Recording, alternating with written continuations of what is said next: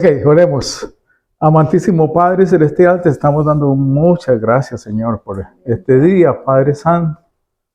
Un día, Señor, en que tú vas a mostrar, Señor, tu misericordia para con nosotros, como cada día lo haces, Señor bendito. Gracias, Padre, por tu palabra.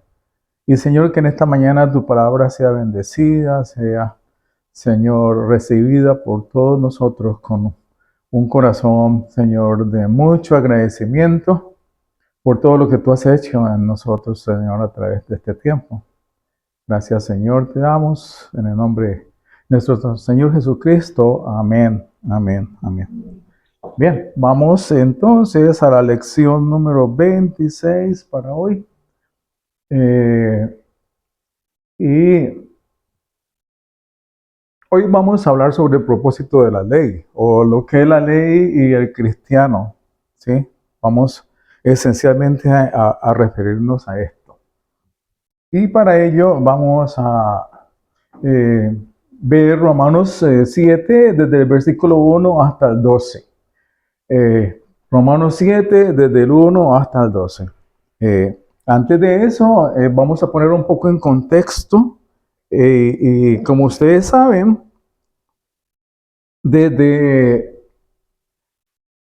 Romanos 5, cuando Pablo comienza a hablar de lo que es la justificación y los beneficios de la justificación en la primera parte, ¿cierto? Luego, dentro de esos principios de la justificación, él no propiamente, dentro de los beneficios de la justificación, él no propiamente toca uno, que es el beneficio de la unión con Cristo. Específicamente no lo toca ahí. Pero lo maravilloso de esta epístola de Pablo, que cada vez uno le encuentra tantas y tantas cosas, es que luego en la segunda parte, del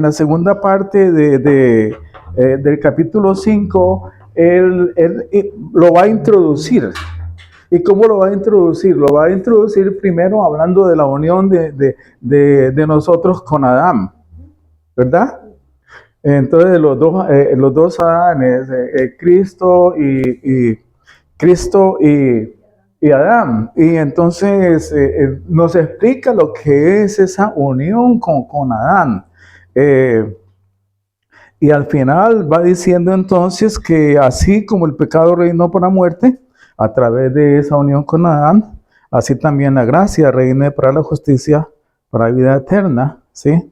Mediante nuestro Señor Jesucristo, porque así como sobreabundó el pecado, sobreabundó la gracia, ¿sí? Entre otras cosas, acá hay un versículo que dice, el 20, que dice, pero la ley se introdujo para que el pecado abundase. Y es algo que uno no entiende en ese momento. ¿Cómo así que la ley se introdujo y que con la ley el pecado va a abundar? Pero eso es lo que dice y eso es lo que hoy Pablo va a explicar, ¿sí? En este capítulo 7. Para que así como el pecado reinó para muerte, así también la gracia reine para justicia. Entonces eso es. Pero luego entonces Pablo hace una siguiente pregunta. Ustedes saben que desde el principio casi toda la epístola de Pablo es así, una pregunta, otra pregunta, otra pregunta, otra pregunta. ¿Sí? Luego en el capítulo 6, entonces va a decir una pregunta: ¿qué pues diremos? ¿Perseveraremos en el pecado para que la gracia abunde? Entonces él dice, no, es imposible, eso ni se puede pensar, ¿sí? Eso no se puede pensar, y ahí viene entonces ya la respuesta, y la respuesta es, no se puede pensar porque nosotros estamos muertos al pecado. Y morimos al pecado. ¿Y por qué morimos al pecado? Porque estamos unidos a Cristo. Entonces ahí explica, ¿sí? La unión con Cristo. Entonces lo hace de tal manera tan pedagógico que, claro, ya uno puede contrastar la unión con Cristo con la unión con Adán. Ya sabe esas dos cosas, y entonces puede uno realmente entender eso, ¿sí? A mí me maravilla todo como él, a través del Espíritu Santo, escribe esta carta. Y entonces dice que So, estamos unidos a Cristo y esa unión hace que nosotros hayamos muerto en Adán espiritualmente, y entonces que como consecuencia de eso, entonces nosotros vamos a tener una nueva vida en Jesucristo, ¿sí? Luego, más adelante, a la mitad de ese capítulo también, la siguiente mitad se hace luego otra pregunta: ¿qué pues? ¿Pecaremos porque no estamos bajo la ley? Porque en el versículo 14 del capítulo 6, él dijo, porque el pecado no se enseñoreará de vosotros, porque no estáis bajo la ley, sino bajo la gracia. No estáis bajo la ley. Entonces ya plantea eso y dice, bueno, ahora me van a hacer la pregunta sobre la ley. Entonces él de una vez la hace. ¿Qué pues? ¿Pecaremos porque no estamos bajo la ley, sino bajo la gracia? De ninguna manera. Imposible. Usa las mismas palabras, ¿sí? Como decía un pastor, que Dios ni lo quiera. así oí en estos días, que Dios ni lo quiera, ¿sí? Entonces, después de eso, él dice, no, porque si ustedes están pensando que no estamos bajo la ley, porque la ley entonces te esclaviza, o porque tú necesitas estar libre aparte de Jesucristo, pero libre separado de Jesucristo y sentirte libre, pues no lo vas a lograr, porque eso es lo peor que puede hacer, es el peor el peor sentido de la esclavitud, ¿sí? Y entonces no lo vas a lograr. Por el contrario, entonces él luego al final plantea que la paga del pecado es muerte, mas la dádiva de Dios es vida eterna en Cristo Jesús, Señor nuestro. Y entonces ahí termina el capítulo 6. Y luego vamos para el capítulo 7, que es el que hoy vamos a comenzar, ¿sí? Este capítulo, vamos a ver la primera parte de hoy, desde el 1 al 12. En primer lugar, Pablo vuelve y explica nuevamente lo que es morir en Cristo. Vuelve y lo explica. Y ya lo explica dando él un ejemplo de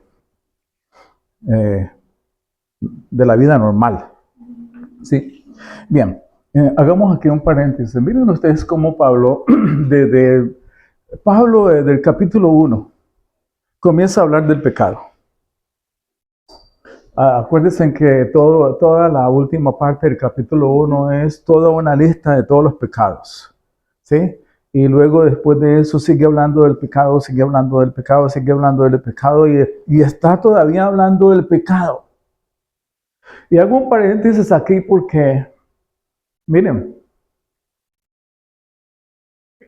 ¿cómo es posible que, yo no entiendo por qué grandes líderes de las iglesias no le dan importancia al pecado? Y hay unos líderes de la iglesia que dicen abiertamente, no, el pecado no, el pecado existe, pero no es tan grave.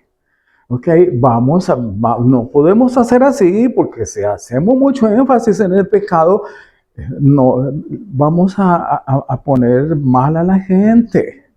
Sí, no podemos hacer eso. Nosotros tenemos que ser tolerantes e inclusivos, con esa palabra que viene ahora, inclusivos, y entonces, sí, un poquitico suave con esto del pecado, porque si no, entonces somos como intolerantes. Entonces el pecado no tiene como mucha importancia. Existe, pero no tiene casi nunca importancia. Deja el asunto ahí como quieto. Eso me acordé yo esta semana porque estuve leyendo una serie de noticias acerca de una serie de líderes de la iglesia mundiales que hablan de esto y me da mucha tristeza, ¿sí? Y que entonces luego se le pregunta a uno de ellos, bueno, y entonces, ¿para qué murió Jesucristo? ¿Y qué dijeron? Yo no sé. Pues claro, no sabe, porque si no le da la importancia de vida al pecado, entonces la muerte de Jesucristo no tiene ningún sentido. Y entonces, ¿a dónde vamos con todo esto? Un buen maestro, lo tienen como un buen maestro. Me da tristeza. Sí, me da tristeza porque todos los que fervientemente creen en esto, sí, me da tristeza, fervientemente creen en esto. Son universales. ¿Y cómo yo puedo hacer esto? Después de que Pablo en 7 capítulos me ha hablado del pecado, del pecado, del pecado y del pecado en 7 capítulos, y me va a seguir hablando, ¿y cómo yo voy a decir una cosa de estas? No entiendo. Bueno, yo sí entiendo, porque pues según el mismo Pablo, son personas que están encadenadas al pecado y a la muerte, y que tratan de salir de esa esclavitud y no lo pueden, y tratan de seguir y no lo pueden, y van a estar así toda su vida. ¿Sí? Eso es. ¿Y por qué razón? Porque la gracia de Dios no ha llegado a ellos. Es sencillamente eso. Bien, entonces, perdónenme por hacer este paréntesis, pero no sé, tenías como ganas de referirme un poco a esto. Sí, bien. Entonces vamos ahora al versículo 1 al 12.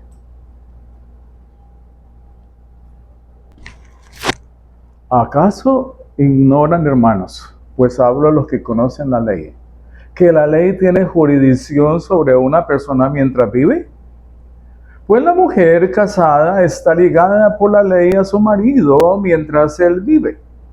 Pero si su marido muere, queda libre de la ley en cuanto al marido. Así que, mientras vive su marido, será llamada adúltera si ella se une a otro hombre. Pero si su marido muere, está libre de la ley, de modo que no es adúltera aunque se una a otro hombre. Por tanto, hermanos míos, también a ustedes se les hizo morir a la ley por medio del cuerpo de Cristo, para que sean unidos a otro, a aquel que resucitó de entre los muertos, a fin de que llevemos fruto para Dios. Porque mientras estábamos en la carne, las pasiones pecaminosas despertadas por la ley actuaban en los miembros de nuestro cuerpo a fin de llevar fruto para muerte. Pero ahora hemos quedado libres de la ley, habiendo muerto a lo que nos actaba. De modo que sirvamos en la novedad del Espíritu y no en el arcaísmo de la letra. ¿Qué diremos entonces? ¿Es pecado la ley? De ningún modo. Al contrario, yo no hubiera llegado a conocer el pecado si no hubiera sido por medio de la ley. Porque yo no hubiera sabido de lo que es la codicia si la ley no hubiera dicho, no codiciarás. Pero el pecado, aprovechándose del mandamiento, produjo en mí toda clase de codicia. Porque aparte de la ley, el pecado está muerto. En un tiempo yo vivía sin la ley, pero al venir el mandamiento, el pecado revivió y yo morí. Y este mandamiento que era para vida, a mí me resultó para muerte. Porque el pecado, aprovechándose del mandamiento, me engañó y por medio de él me mató. Así que la ley es santa y el mandamiento es santo, justo y bueno. Comencemos con los versos 1 al 6. En esos versículos del 1 al 6, entonces Pablo nos está hablando acerca de lo que es la muerte natural que rompe toda relación con la ley. Eso es lo primero que nos habla. ¿Cómo? En términos legales, en una sociedad, ¿sí? Bueno, me refiero más que todo al matrimonio cristiano. La muerte, en primer lugar, la muerte natural rompe toda relación con la ley. ¿En qué sentido? Pues, miren ustedes, cuando una persona muere, pues ya la ley no se le aplica, sencillamente. ¿Sí? Todas las deudas que tenía desaparecieron. Aunque hoy en día se las pasan a los familiares. Se la publican. Sí, se las pasan a los familiares o a los hijos. Al más cercano. Sí. Pero de todas maneras, cuando una persona muere, entonces ya para esa persona ya no hay ninguna ley que, que lo cobije, ninguna ley que se le aplique a la situación de esa persona y todo lo que esa persona había hecho. Nada de eso. Bien, de acuerdo con esto, Pablo nos va a dar otro ejemplo de lo que es morir, morir a la ley, morir en Cristo, ¿sí? Y él lo que va a hacer aquí es como una comparación entre estos dos tipos de muerte, ¿sí? La muerte natural, ¿sí? De una persona y la muerte en Cristo. Entonces, él lo que dice sencillamente es, y se refiere al matrimonio cristiano, en el cual la muerte del cónyuge rompe la ley del matrimonio, ¿sí? Se supone que cuando se supone no, es cierto, y según las escrituras, que cuando una persona se casa, entonces ese vínculo, exactamente, gracias, ese vínculo se rompe solamente cuando la otra persona muere, ¿sí? Por eso se dice que hasta que la muerte los separe, ¿sí? Pero bueno, hoy en día la gente no le pone cuidado a esto, pero eso es lo que dice la escritura. El otro cónyuge entonces queda libre de esa ley.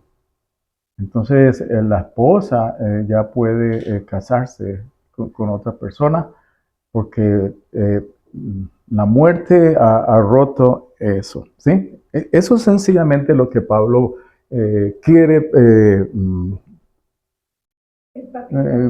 sí, hablar aquí.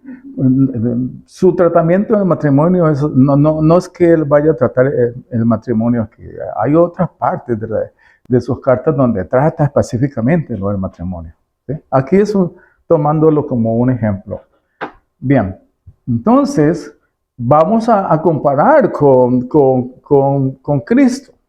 Entonces la muerte en Cristo rompe la unión con Adán, ¿sí? El matrimonio que teníamos con Adán está completamente roto. Porque cuando nuestro Señor nos declaró salvos, entonces nuestro Dios Padre nos unió a Cristo, ¿sí? La justificación trae salvación y la justificación trae santificación. Salvación y santificación trae unión con Cristo. De modo que cuando yo confieso ante Dios que creo en nuestro Señor Jesucristo como mi Señor, mi Salvador, entonces esa unión con Cristo hace que yo muera y mi matrimonio opresivo, en el cual estaba sometido, como un matrimonio de muchas personas normales donde unos son sometidos, o los matrimonios donde la mujer es oprimida por el hombre por años y años y años. ¿Sí? Digamos así. O al contrario también. Al contrario también. Esa unión se rompe, las cadenas de desobediencia y muerte se rompen. Entonces, la persona queda libre. Y acá lo que veíamos antes, el domingo pasado, en la libertad, ¿sí? Queda libre para unirse. Entonces, al unirse a Cristo es algo legal, ¿sí? Es algo que está permitido porque la unión anterior fue rota, ¿sí? De tal manera que no estamos bajo la ley, estamos libres para unirnos a Cristo. Y comenzamos nuestro matrimonio con Cristo, que es un matrimonio en donde hay felicidad, es un matrimonio donde hay un amor verdadero, es un matrimonio donde hay vida y libertad, ¿sí? Eso es lo que Pablo trata aquí de comparar y la Biblia habla muchas veces, en muchos pasajes de la unión, el matrimonio, de la iglesia. Acuérdense, el matrimonio de la iglesia de Cristo. La iglesia es la novia, ¿sí? En esas bodas que van a haber, ¿sí? Majestuosas. Entonces, eso es. De modo que Pablo acá nuevamente utiliza toda esta comparación para que entendamos mucho más en profundidad lo que somos esta unión con Cristo, ¿sí? Luego vamos al versículo 7. Lo vamos a dividir en dos partes. El versículo 7 en la primera parte nos dice, ¿qué diremos entonces? ¿Es pecado la ley? De ningún modo, de ningún modo. Ok, de ningún modo, ni lo piense. ¿Sí?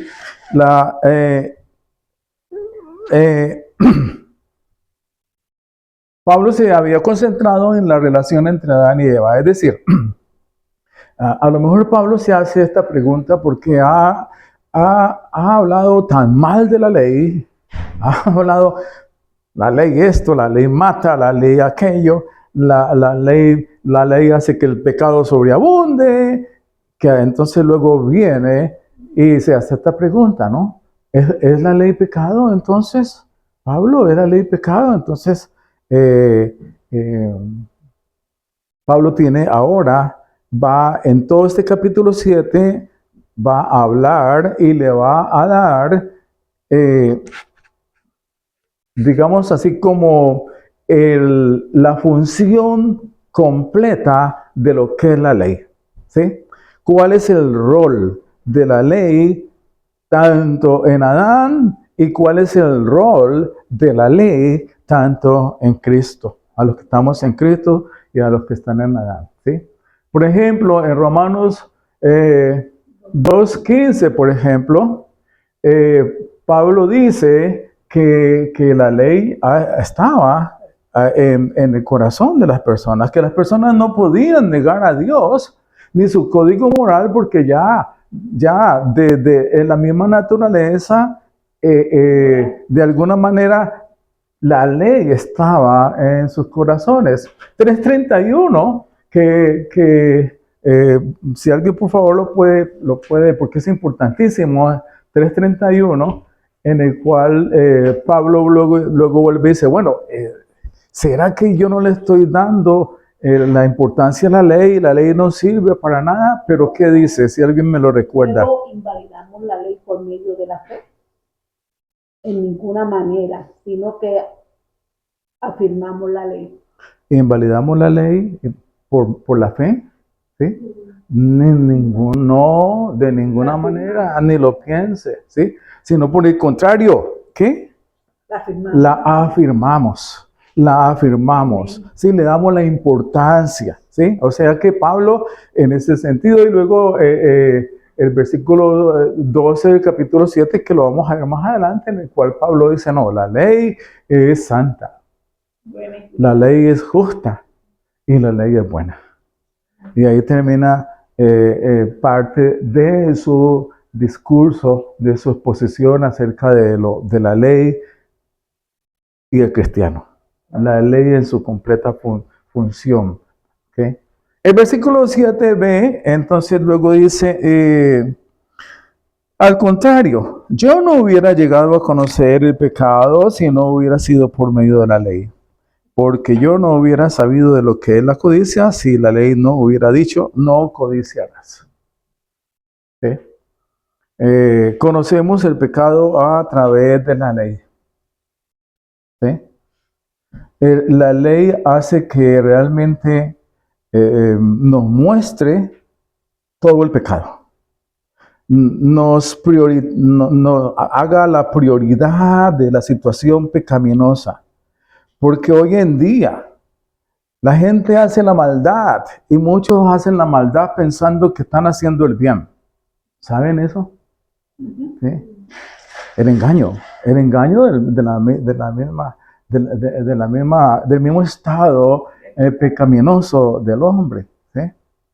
Entonces, la ley, por el contrario, muestra claramente la situación pecaminosa, ¿sí? La ley trae convicción de pecado, como dice aquí Pablo. Si yo no hubiera conocido, si yo no hubiera sabido lo que es la codicia, si la ley no hubiera dicho no codiciarás, entonces yo no hubiera sabido que eso era pecado. A lo mejor él lo seguía haciendo. Y bueno, y es que esto, y precisamente hay mucha razón para que se escoja este mandamiento de la codicia. Porque una de las razones es porque todos los pecados que trae la codicia para la gente no tienen ninguna importancia. ¿Sí? No es pecado. Por ejemplo, la envidia. Entonces, para mucha gente la envidia es por el contrario, un valor, un atributo. Se confunde con el deseo de superación. El deseo de superación, sí.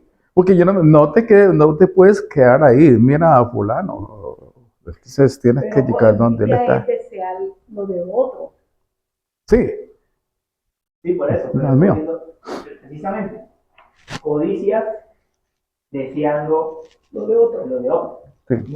No deseas progresar porque, bueno, el progreso va a ser consecuencia de tu estudio, de tu trabajo duro, sino siempre mirando lo que el otro tiene. Yo necesito tener más, necesito tener lo que él tiene y más. Ahí trae más Sí. competencia.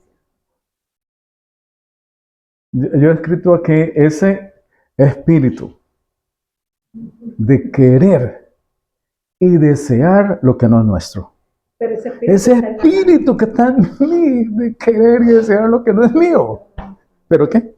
Que ese espíritu viene de que tú dijiste, la ley natural de Adán. La ley, sí. O sea que la ley descubre el pecado. Sí, me descubre esa situación que yo tengo.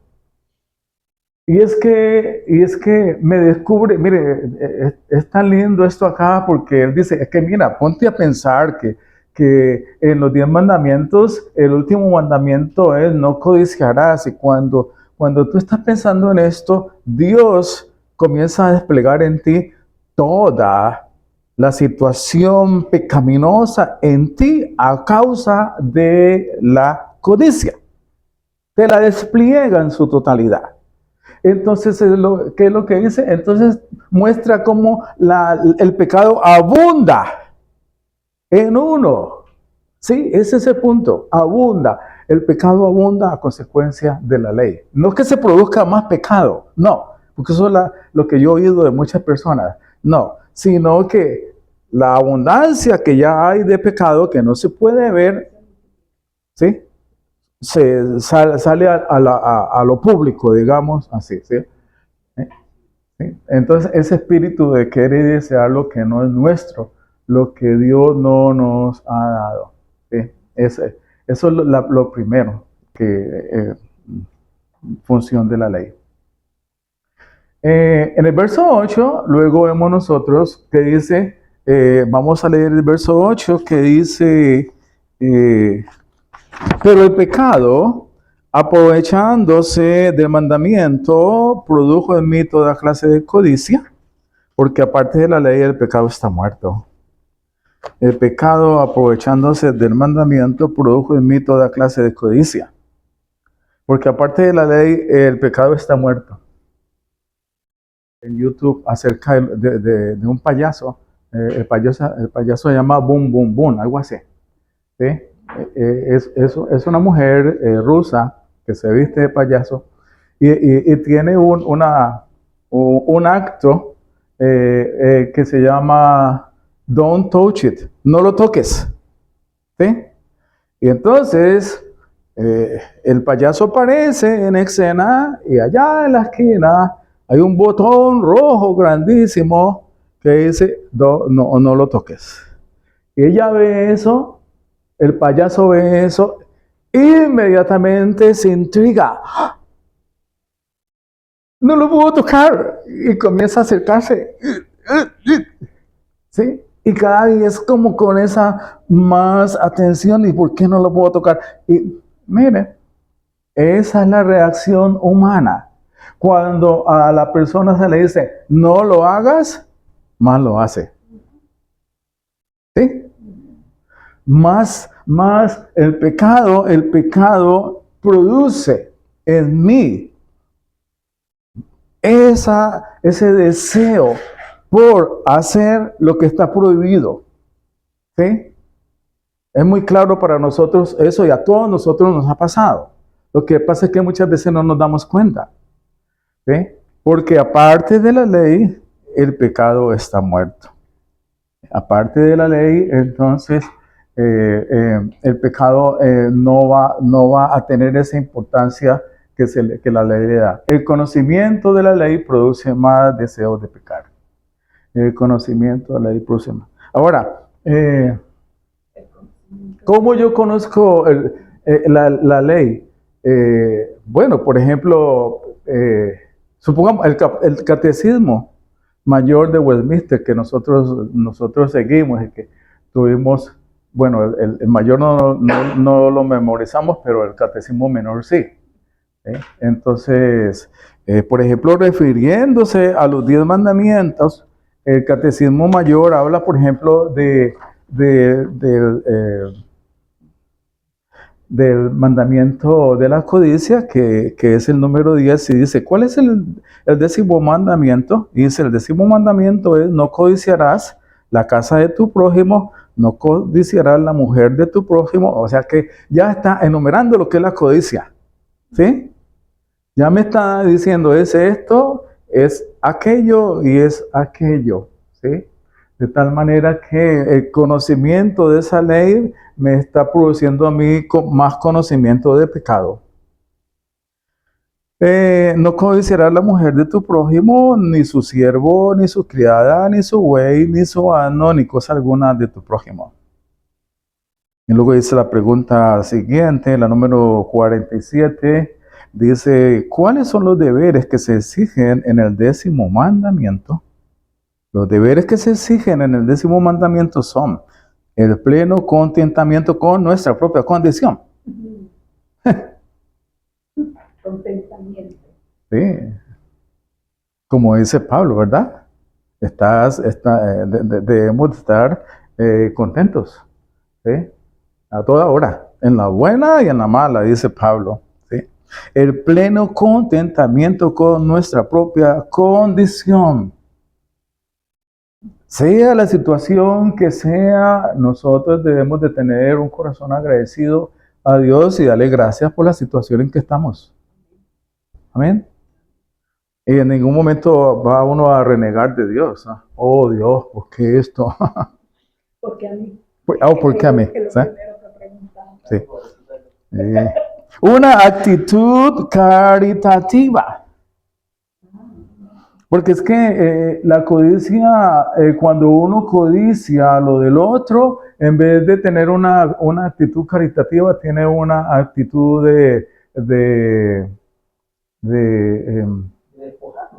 sí, o de crítica. Sí. ¿Sí?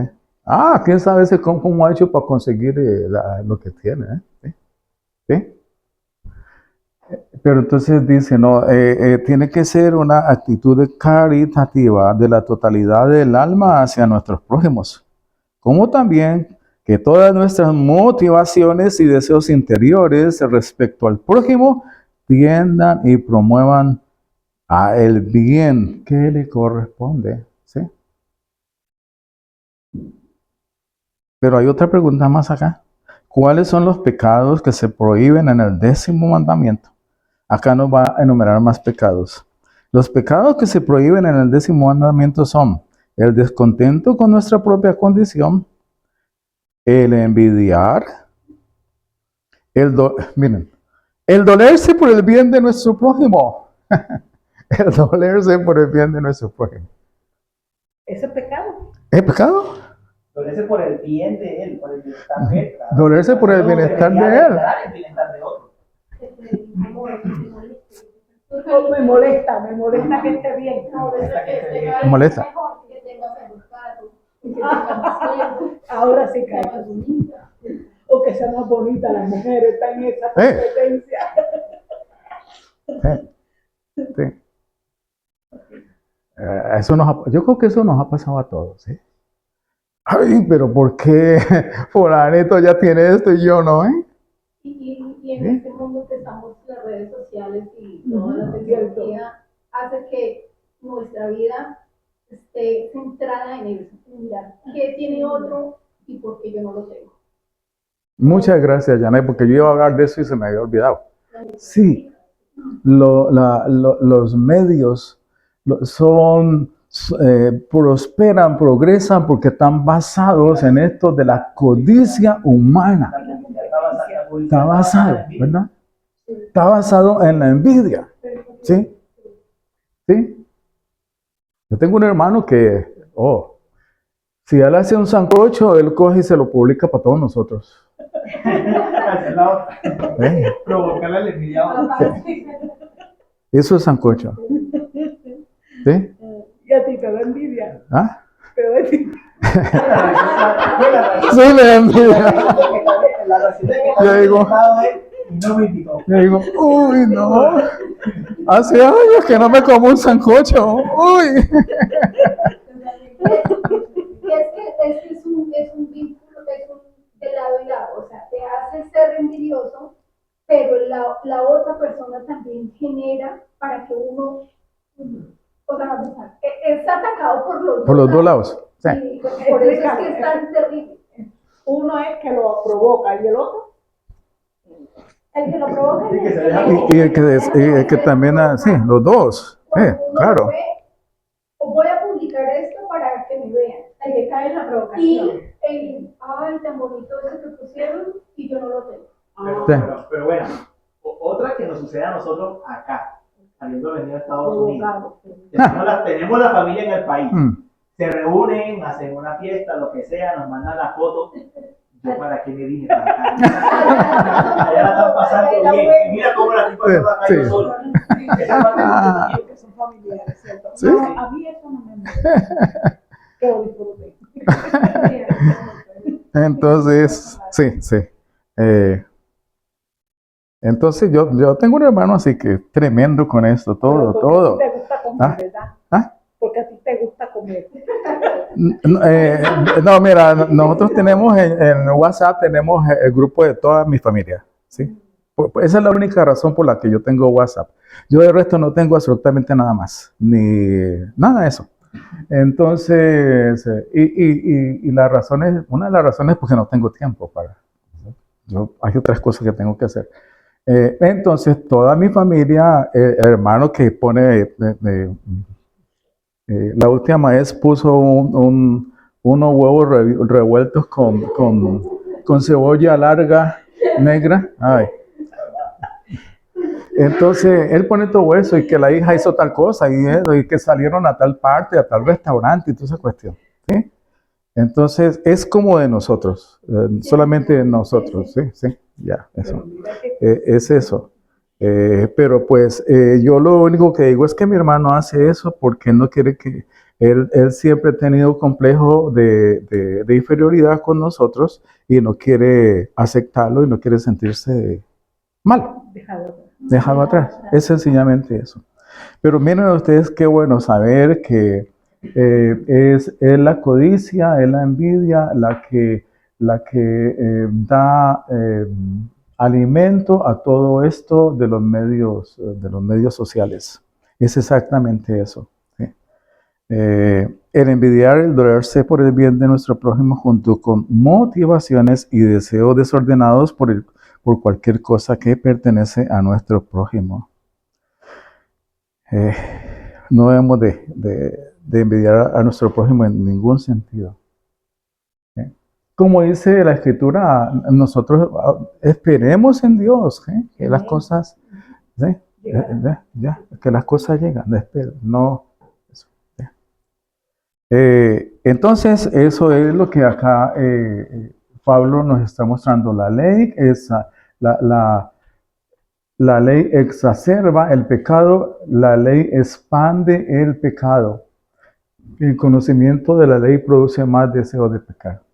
La palabra exacerba, hacía tiempo no la usaba, pero es latina. Exacerba quiere decir que empeora, ¿sí? empeora, lo pone peor de lo que está. Magnífico. Entonces, magnifica, exactamente. Magnifica, exacerba el pecado. Eso es la ley, expande el pecado. Por eso, miren, entre otras cosas, Jesucristo nos muestra tan claramente esto cuando él habla, por ejemplo, del mandamiento de no matar, ¿verdad? Y dice, sí, eso es un mandamiento, no matar. Pero él dice, pero es que matar no solamente es matar físicamente. Hay otras cosas más. Cuando tú odias a tu hermano, lo estás matando. Expande la ley, entonces se está expandiendo y ya estamos viendo que definitivamente, y esto es una de las cosas que podemos tener aquí como de conclusión, definitivamente necesitamos la misericordia de Dios porque por toda parte uno está pecando. De alguna u otra manera, es inevitable. ¿Sí? Lo que pasa es que en nosotros que ya estamos unidos a Cristo, nosotros estamos libres de ese yugo y somos conscientes de lo que hacemos. Y decimos no, no, no. ¿Sí? Porque ya sé que es un pecado. ¿Sí? Es eso. ¿Sí? Es eso. Vamos entonces con ese versículo 8. Vamos luego para el siguiente versículo, el versículo 9.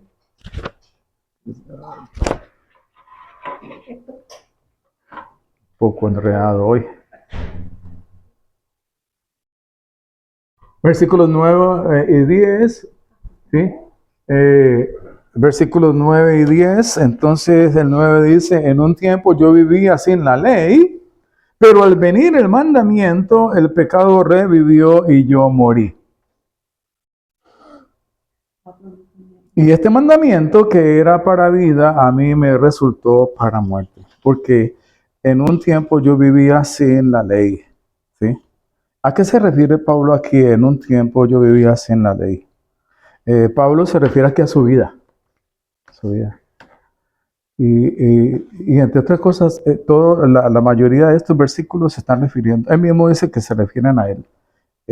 Hay toda una controversia de que sí, que no, y bueno, pero eso no necesitamos tocarlo acá. Pablo se refiere acá, en un tiempo yo vivía sin la ley y Pablo no tenía ningún problema. ¿Sí? Pablo, al contrario, era orgulloso de lo que hacía. ¿Sí?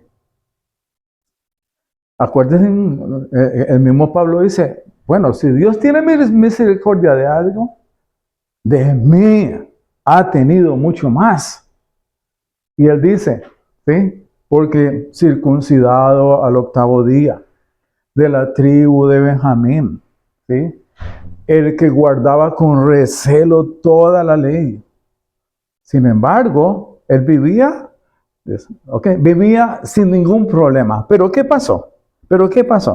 ¿Sí? Que él dice, pero al venir el mandamiento, el pecado revivió. Al él conocer el mandamiento, al él conocer la voluntad de Dios, entonces los pecados que él tenía, resucitaron en él, revivieron en él. ¿Sí? Porque antes estaban muertos, ¿verdad? ¿Sí? Entonces ya ese pecado con la ley vive. El pecado revivió. Y yo morí. Oh, Pablo, ¿cómo así? Aquí lo que Pablo está diciendo es precioso. Él está diciendo, y después de ser el orgullo de los judíos, cuando el mandamiento llegó a mí, el pecado revivió en mí, y ante Dios estuve muerto. ¿Sí? Quedé muerto. Quedé sin ninguna esperanza, muerto, pero muerto. Nada. Esa ley me llevó a entender lo malo que yo era. Que después de de proclamarme como uno de los grandes ejemplos del judaísmo, ahora me encuentro con que ante Dios merezco solamente la condenación, la muerte. Yo morí, dice, y yo morí.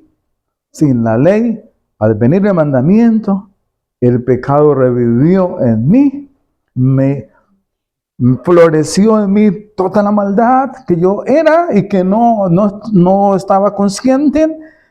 Y ante Dios, cuando me mostré, quedé completamente muerto.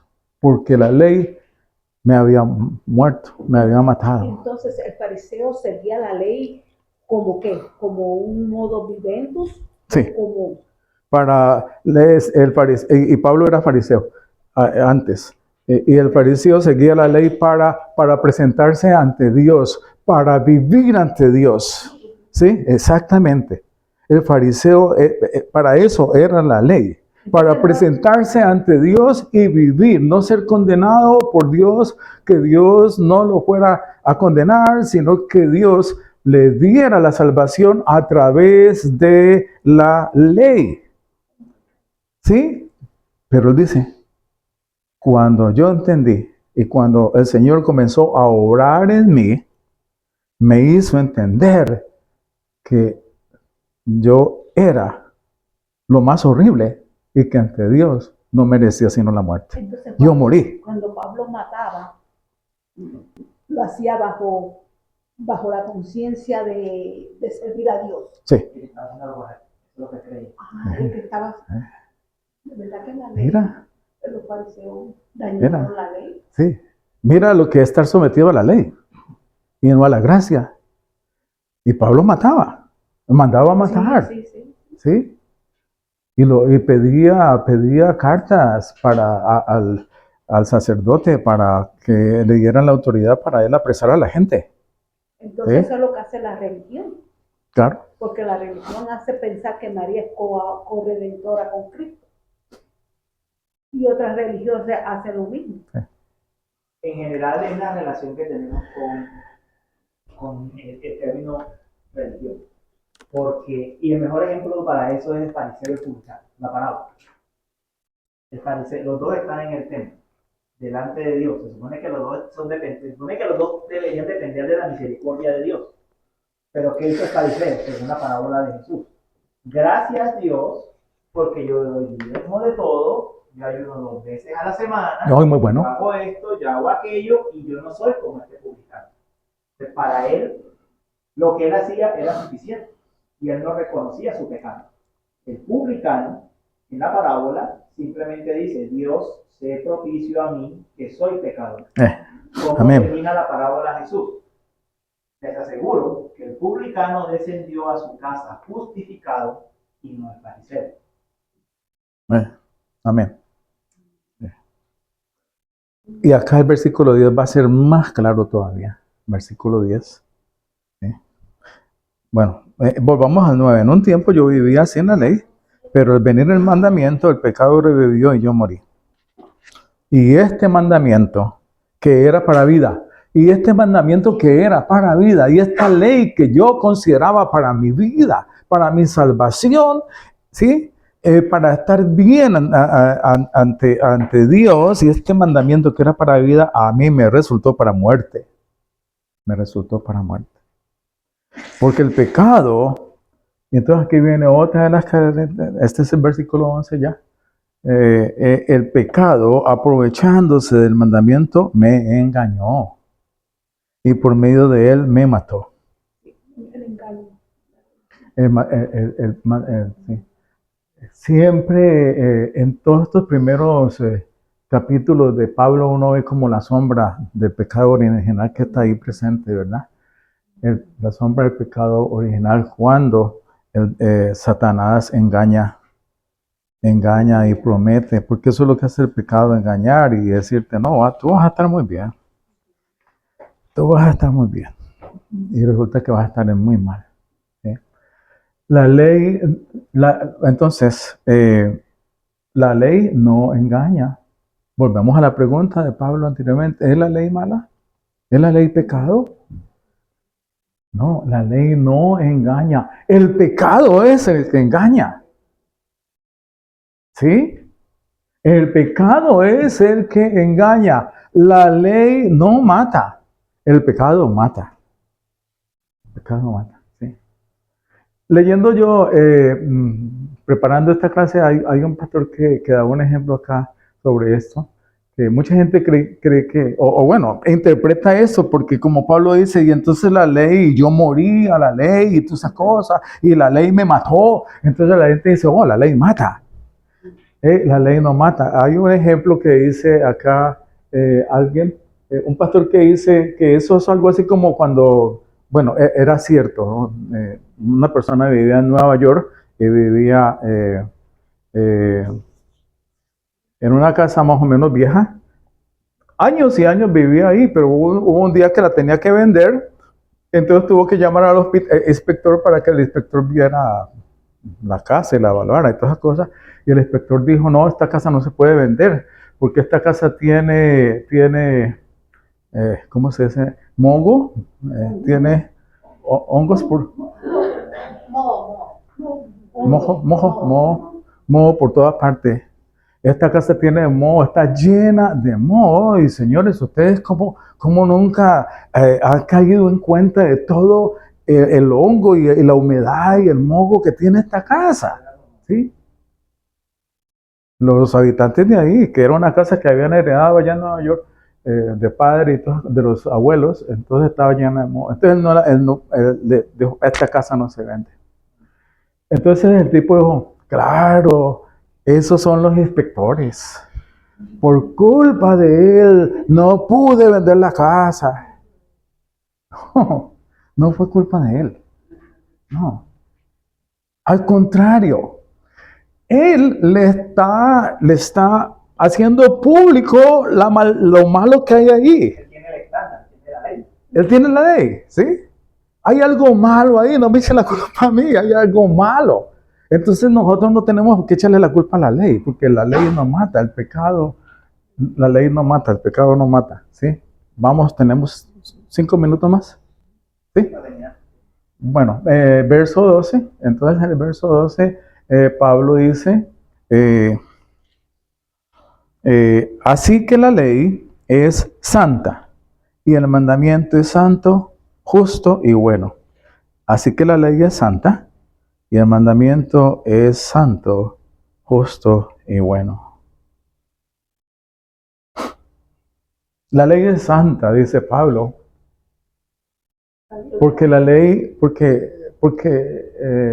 Pablo dice la ley es santa porque la ley es una expresión de Dios. Y Dios es santo. Santo, santo, santo. Santo, santo. Dios es santo. La ley es una expresión de Dios. Cuando Dios entra en relación con los hombres, o por ejemplo en el caso de Abraham, que Abraham y Dios hicieron un pacto y la obediencia de Abraham con ese pacto hizo que Dios declarara a Abraham ¿qué? Justo, justo. La ley es justa, ¿sí? Y la ley es buena. La ley es buena. De modo que la ley, si es buena, ¿es buena para qué? Para nosotros, ¿sí? Es un bien. Es un bien para nosotros, ¿sí? La ley es una obra de la gracia de Dios. La ley hace parte de la gracia de Dios. Sin la gracia de Dios, entonces, saben ustedes, nosotros éramos condenados. La ley de Dios nos enfrenta cara a cara con nuestro pecado de una manera cada vez más intensa. La ley de Dios nos enfrenta cara a cara con nuestro pecado de una manera cada vez más intensa, más y más y más y más.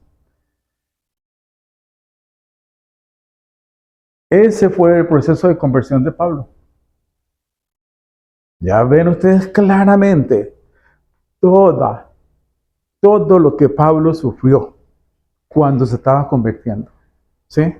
cómo Dios lo cogió poco a poco y lo convenció de todo lo pecaminoso que él era. Y según la descripción que Pablo nos hace aquí, fue una descripción lenta. Fue un proceso que no fue de un día para otro. La conversión de Pablo. ¿Sí? Que nos convence a nosotros de nuestra propia pecaminosidad. ¿Sí? Entonces, ese proceso es el proceso que lleva el cristiano. Yo creo que todos los cristianos llevamos este proceso, en el cual entonces Dios nos tiene que ir con nosotros y poco a poco nos va convenciendo de nuestra pecaminosidad. Y entonces, como consecuencia de eso, en la medida en que Dios me vaya convenciendo más y más de nuestra pecaminosidad, me está mostrando más y más la necesidad de conversión y la necesidad de Cristo. Conversión a Sí.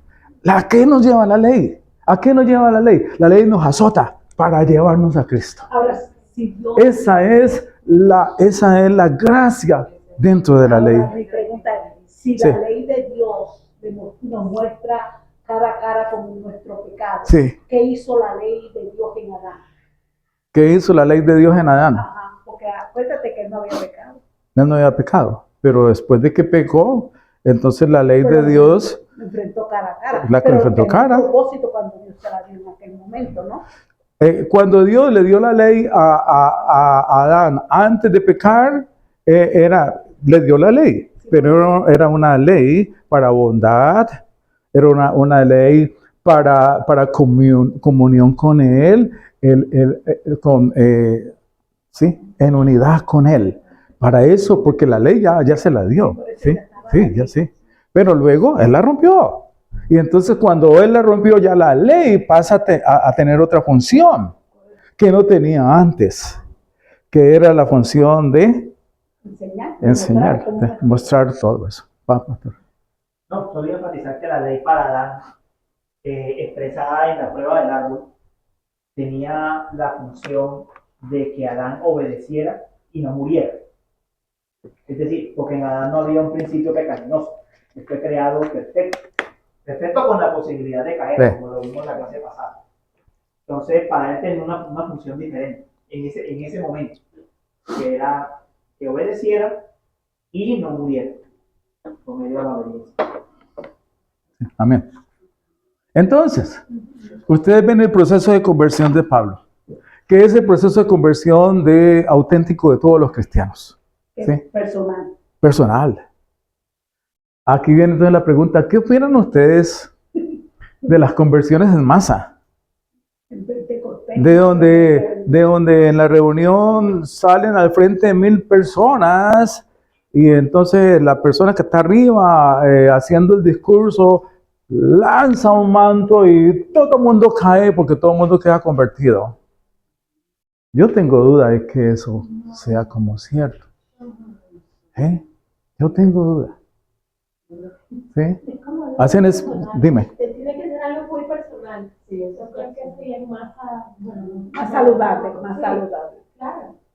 No todos llevamos el mismo camino, no todos tenemos las mismas circunstancias, entonces no creo que pueda ser algo general.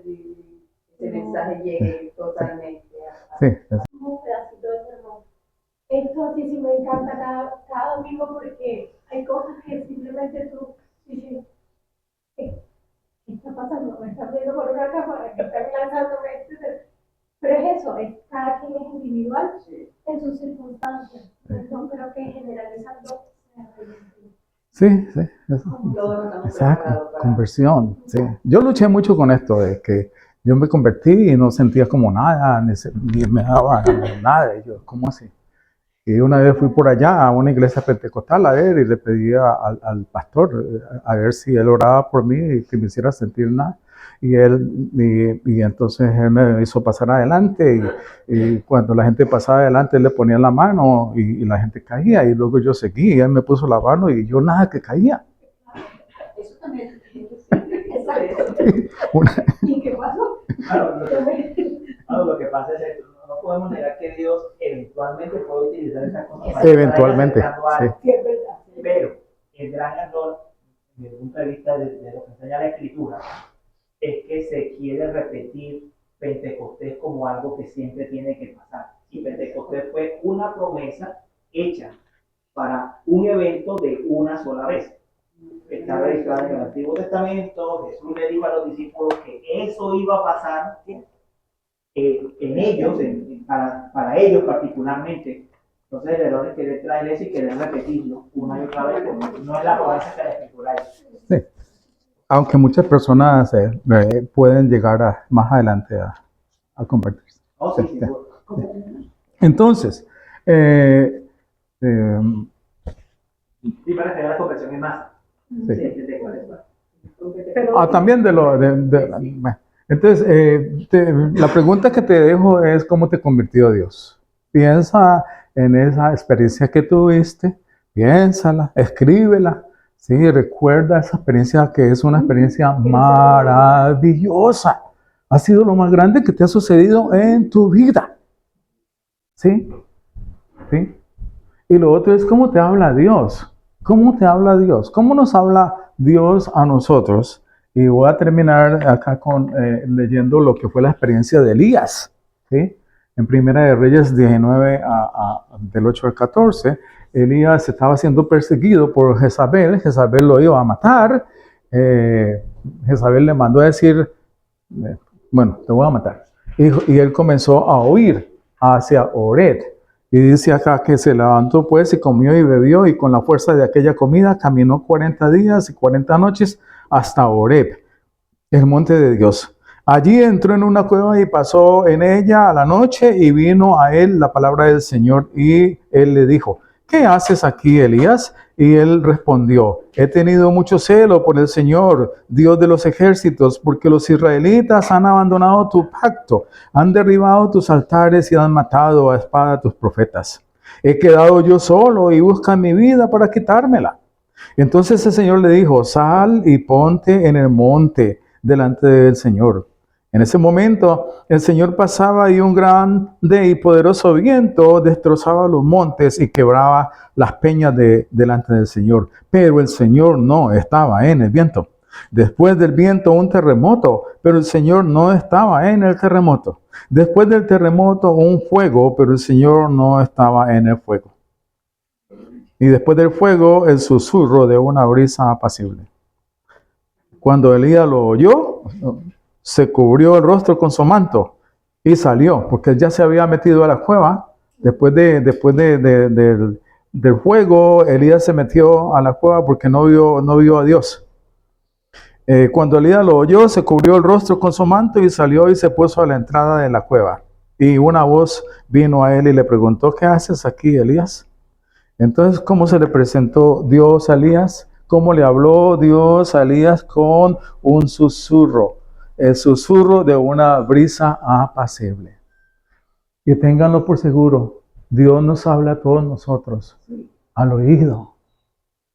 Y no solamente eso, con tu nombre. Víctor, acá estoy. Con su nombre. ¿Sí? María, acá estoy. ¿Sí? Miriam, acá estoy. ¿Sí? Elizabeth, ¿dónde estás?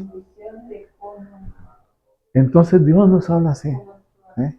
Dios nos habla de esa manera y Dios nos convierte y de esa manera personalmente y nos hace como mediante la ley nos enfrenta cara a cara a nuestro pecado y nos hace ver la necesidad del Salvador, nuestro Señor Cristo.